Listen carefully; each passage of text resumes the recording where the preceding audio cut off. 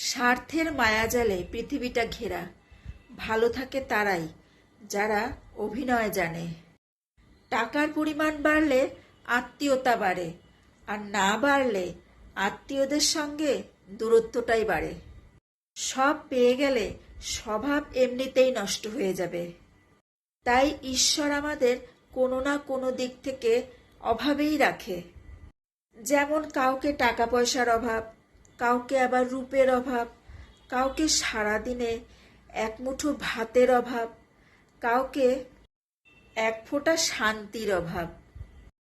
তুমি যদি জানতে পারো তোমার অনুপস্থিতিতে কি কি বলা হয়, তাহলে তুমি অনেকের সাথেই আগের মতো আর হাসি মুখে কোনো দিনই কথা বলে উঠতে পারবে না।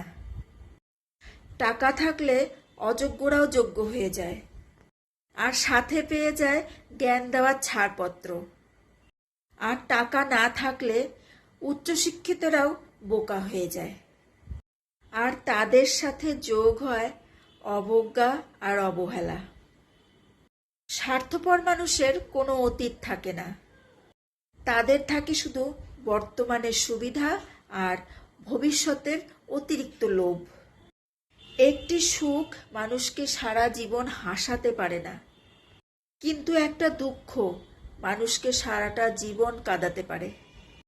যার অবহেলায় তুমি তোমার সমস্ত অনুভূতি হারিয়ে ফেলেছ, যার দেওয়া কষ্টে তুমি তোমার কোনো ভাষা খুঁজে পাচ্ছ না, খুব আশ্চর্যজনকভাবে দেখতে পাবে সেই মানুষটার বিন্দুমাত্র অনুশোচনাটুকুও নেই।